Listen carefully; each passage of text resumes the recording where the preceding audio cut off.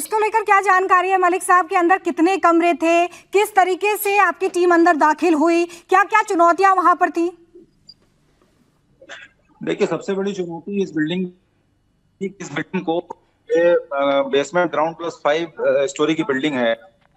इस बिल्डिंग में जितनी भी विंडोज हैं, जितनी भी ओपनिंग थी, ये सारी सील थी। इस तरह की जो बिल्डिंग होती है जिसमें वेंटिलेशन का कोई प्रोविजन नहीं होता, उसके अंदर जब भी कोई फायर इंसिडेंट होगा तो with in fraction of seconds जो फायर के प्रोडक्ट्स हैं, हीट और स्मोक और गैसेज, वो पूरी बिल्डिंग को अपने इनगल्फ कर लेती हैं, अपने काबू में कर लेती हैं। और इसमें लोगों को, जो ऑक्यूपेंट्स होते हैं, उनको निकलने का समय बहुत कम मिलता है। साथ ही साथ जब हम इसमें फायर फाइटिंग के लिए एंटर करते हैं तो हमें भी वही एडवर्स कंडीशन फेस करनी होती है जो ऑक्यूपेंट फेस कर रहे होते हैं। पहले हम हीट भी मिलती है, स्मोक भी मिलता है, लेकिन उन कंडीशंस के बावजूद भी हम लोग we are train for that, और उसको कॉप अप करते हुए हम जो है लोगों की जान और माल की रक्षा करते हैं। अच्छा मलिक साहब, यहाँ पर खबर ये भी है कि बेसमेंट में यहाँ पर किचन चलाया जा रहा था, किचन वहीं से ऑपरेट हो रहा था यहाँ पर, और वहीं पर सिलेंडर ब्लास्ट होने की वजह से पूरी बिल्डिंग में आग लगी। एक थ्योरी ये भी है कि शॉर्ट सर्किट भी हुआ था। जिस तरीके से ये पूरा हादसा सामने आया है, आपकी टीम जब वहां पर पहुंची तो क्या देखने के लिए मिला? मौके पर था, मैं भी मौके पर पहुंच गया सुबह। वहां पर कोई बेसमेंट में किचन नहीं थी, एलपीजी का सिलेंडर जरूर किचन में रखे हैं पर फ्लोर लगा था, बल्कि हर कमरे के अंदर ही कुछ खाना बनाने का सामान सब कुछ था।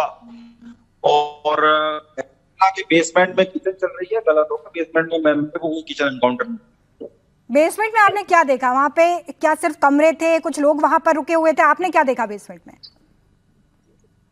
बेसमेंट में 2 कमरे हैं और ग्राउंड फ्लोर पर भी 2 कमरे हैं। First, second, third, fourth floor पर 4-4, 5-5 कमरे हैं।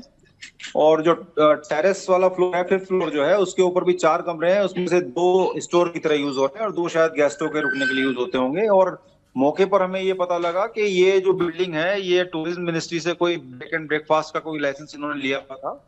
और मैक्स लोग रुकते, वो लोग वो थे जो मैक्स हॉस्पिटल में इलाज कराने आते हैं, वो इसमें रुके हुए थे। बाकी ने जब किया है, फायर फाइटिंग रेस्क्यू किया है, तो उसमें ये अंदर थे, कुछ भी थे, और कुछ जो है ओपन स्पेस में जहाँ जो रास्ता लीड करता है वहां पर कोई।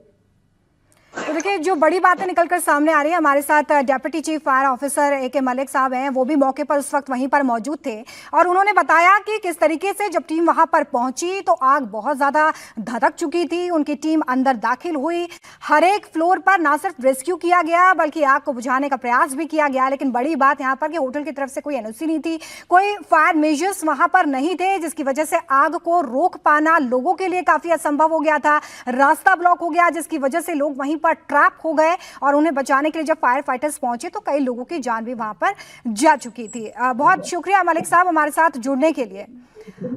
और इस वक्त मौके पर शुएब और अनामिका दोनों हमारे रिपोर्टर्स ग्राउंड जीरो से आपको ये दिखा रहे हैं कि इस वक्त वहां पर किस तरीके की परिस्थितियां हैं। वहां पर फोरेंसिक की टीम भी पहुंची हुई है, तमाम अब सबूत वहां से जुटाए जा रहे हैं ताकि असल वजह इसकी पता लगाई जा सके। लेकिन शुएब, अभी अभी हमने सुना कि बेसमेंट में 2 कमरे बनाए गए थे, हर एक फ्लोर पर वहां पर लोगों के कमरे में भी इंतजाम था कि वो अपने लिए कुछ खाने पीने को बना सकते हैं।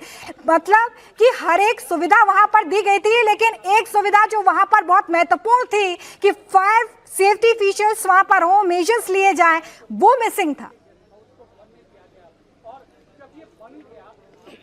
बिल्कुल रोमिता, सवाल यही है कि होटल का जो मालिक है, कोई भी होटल का मालिक हो, वो ये जरूर करता है कि इस तरह की चीज़ें करे जिससे उसको मुनाफा हो, जिससे उसको इनकम ज़्यादा हो, ज़्यादा कमरे बना देगा, ये तमाम चीज़ें। लेकिन जो ज़रूरी चीज़ें हैं, ख़ासतौर पर सेफ्टी के लिहाज से, चाहे वो आपातकाल की कोई भी स्थिति हो, अगर इस तरह से इमरजेंसी कल कुछ होता है, आग लगती है या कुछ और भी इस तरह की स्थिति होती है, तो लोगों की ज़िंदगी को किस तरह बचाया जा सके, उसको लेकर उस तरह से इंतज़ाम नज़र नहीं आते। और यही वजह है कि आज इतना बड़ा हादसा दिल्ली में हुआ।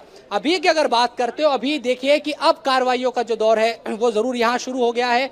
जो संबंधित एजेंसियाँ जितनी भी है दिल्ली सरकार की, वो पहुँची हुई है, वो यहाँ पर कार्रवाई करती हुई दिखाई देने लगी है। सर्वे किए जा रहे हैं आसपास के पूरे इलाकों में। आप देखेंगे कल से या हो सकता है आज शाम से ही जो होटल दूसरे बने हुए हैं उनमें छापे पड़ने शुरू हो जाए, उनमें सर्च ऑपरेशन शुरू हो जाए। लेकिन ये तमाम चीज़ें, मैंने फिर कहा कि सवाल यही है कि हादसे के बाद क्यों होते हैं, पहले से इस तरह के कदम क्यों नहीं उठाए जाते ताकि इस तरह के हादसों को रोका जा सके। सामने देखिए कि पूरा जो एरिया है, क्योंकि इस पूरे मामले में आपको नजर आएगा कि पुलिस की तरफ से भी एफआईआर दर्ज कर ली गई है। पुलिस ने भी होटल जो मालिक है उसके खिलाफ कानूनी एक्शन की जुड़े हुए हैं। अतुल, आपके पास क्या अपडेट है? देखिए रोमिता, अभी आप देख सकते हैं कि यहाँ पर एफएसएल की टीम मौके पर पहुंची हुई है। तो पूरा किस तरीके से घटना हुई, ये पूरी जांच जो है वो एफएसएल की टीम कर रही है। आप यहाँ पर देख सकते हैं ये पूरी एफएसएल की टीम है। और अभी क्योंकि यहाँ पे जो बिल्डिंग है वो पूरे तरीके से जर्जर हो चुकी है, जिस तरीके से आग लगी, कई पार्ट जो है वो बिल्डिंग के नीचे गिर रहे हैं। इसलिए कारण था कि पहले जो लोग एफएसएल की टीम नीचे खड़ी हुई थी वो यहाँ से हट गई है। तो पूरा जो ये अग्निकांड हुआ, पूरा जो ये इंसिडेंट हुआ, पुलिस अधिकारी जो है वो अलग से इस पूरे मामले की जांच कर रहे हैं। लेकिन जैसा कि हमने सबसे पहले शुरू में ये बात बताई थी कि कैसे यहाँ पर गद्दे जो है वो बिछाए गए, जब लोग ऊपर से कूद रहे थे। कई हमने देखा कि फॉरेन नेशनल्स थे, वो यहाँ से ऊपर से नीचे की तरफ जंप कर रहे थे। बाकायदा जो आसपास के लोग हैं उन्होंने वहां पर गद्दे लगाए ताकि वो लोग ऊपर उसके गिरे तो उनके चोट ना लगे। लेकिन कई लोग, क्योंकि पूरे तरीके से जो धुआं जो है वो इस पूरी बिल्डिंग के अंदर भर गया था। पूरे जो फ्रंट के विजुअल है मैं वो आपको दिखा रहा हूँ कि ये जो पूरा बीएनबी था, आप देखिए ये पूरी बेसमेंट और प्लस ये 5 मंजिला ये इमारत है। यहाँ पर जब आग लगती है, क्योंकि हमने कई विजुअल, जो मोबाइल विजुअल लोगों ने यहाँ पर बनाए, उसके अंदर हमने देखा कि जो बाहर तारे हैं उसके अंदर आग लगी थी।